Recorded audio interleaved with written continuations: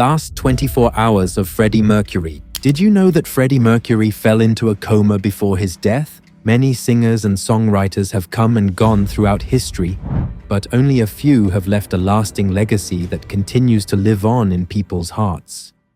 Yet Freddie Mercury's life was overshadowed by a tragic development that left everyone, including his family, friends, and fans, in shock for years. He was diagnosed with one of the deadliest diseases and had to watch as his career and life fell apart before his eyes, unable to do anything to stop it. But how did it all begin? Freddie Mercury, whose birth name was Farrokh Bulsara, was born on September 5, 1946, in Stone Town, Zanzibar. His parents were originally from Bulsar, India, and belonged to the Parsi community in Western India. One of the interesting facts about Freddie's birth is that he was born with 4 extra incisors, which he later credited for his remarkable vocal range. Since Zanzibar was a British protectorate at the time, Freddie registered as a citizen of the United Kingdom and colonies in 1969, after his family had emigrated to England. Because of his Indian roots, Freddie spent much of his childhood in India and enjoyed collecting stamps. But it wasn't just stamps he loved. Freddie developed a passion for music from an early age. His musical journey began at age 12 when he formed a school band called the Hectics. By the time he graduated with a degree in graphic design from Ealing Art College, Mercury had joined various bands to pursue his love of music. The first real band he joined was Ibex in 1969, a group of musicians from Liverpool. However, the band didn't gain much momentum, and Freddie left after a few months. The next band he joined and soon left was Sour Milk Sea, an Oxford-based group. Smile was Freddie's third band within a year. It was with Smile that he teamed up with drummer Roger Taylor and guitarist Brian May, taking on the role of lead vocalist. In 1971, bassist John Deacon joined the group, and the band was renamed Queen. A strange name for a male rock band, right? Mercury's bandmates thought so too, but Freddie insisted on the name, and the rest is history. Queen released their debut album, simply titled Queen, in 1973. The following year, they released another album, Queen 2. However, the band didn't gain widespread recognition until the release of Sheer Heart Attack in 1974. The next album, A Night at the Opera, was an even greater success, propelling the band to new heights. In the late 1970s and early 1980s, albums such as A Day at the Races, 1976, News of the World, 1978, and The Game, 1980, were released. Mercury was truly God-gifted when it came to his voice. According to his biographer David Brett, his voice would, within a few bars, shift from a deep, throaty rock growl to a delicate, vibrating tenor, then rise to a high, flawless coloratura, pure and crystalline in the upper registers. Mercury wasn't just an amazing singer, he was also a brilliant songwriter.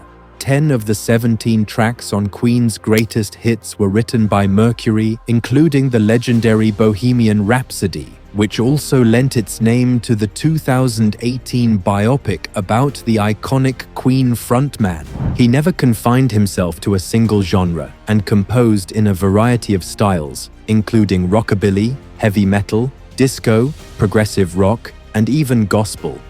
Beyond his unique lyrics and vocals, it was Freddie Mercury's presence on stage that truly made people fall in love with Queen. Everyone adored his live performances and his intensely theatrical style. He had a rare ability to tease, shock, and enchant the audience all at once. Mercury was also a talented pianist and played the instrument in many of Queen's most popular songs, including Bohemian Rhapsody.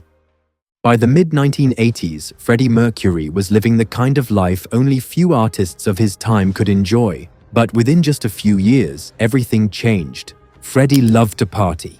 He celebrated until he dropped, and on an average night, he rarely got more than 4 hours of sleep.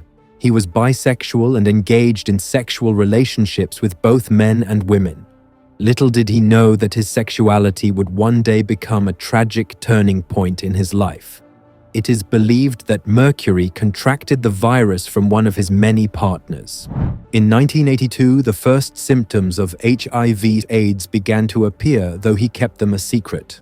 In 1986, the Sun and News of the World reported that Mercury had undergone HIV testing. Although he publicly stated at the time that he was in perfect health, Mercury was diagnosed with AIDS in 1987. The news was shared only with a small circle of close confidants. Rumors swirled in the press, but both Mercury and those close to him consistently denied the reports. He continued performing on stage, with his final public appearance taking place at the Brit Awards in 1990 at the Dominion Theatre in London. A few months before his death, Freddie filmed the music video for These Are the Days of Our Lives, visibly emaciated compared to the man who had once been able to move an entire stadium with just the expression on his face.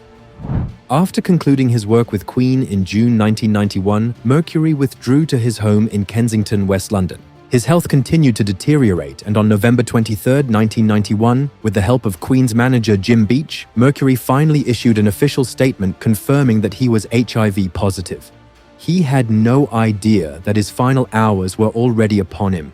Jim Hutton, his partner, described the heartbreaking details of the music icon's final 24 hours. Freddie woke up at 6 in the morning, and the last 2 words he ever spoke were, "Pee-pee, pee-pee." He was so weak that Hutton had to carry him, and the moment he laid Freddie back down on the bed, one of his bones broke. Freddie screamed in pain and went into a seizure. Hutton called Joe Finelli, Freddie's ex-boyfriend, for help to restrain Freddie to the bed so he wouldn't injure himself. Joe tried to calm him, but Freddie grabbed him by the throat like a drowning man gasping for air.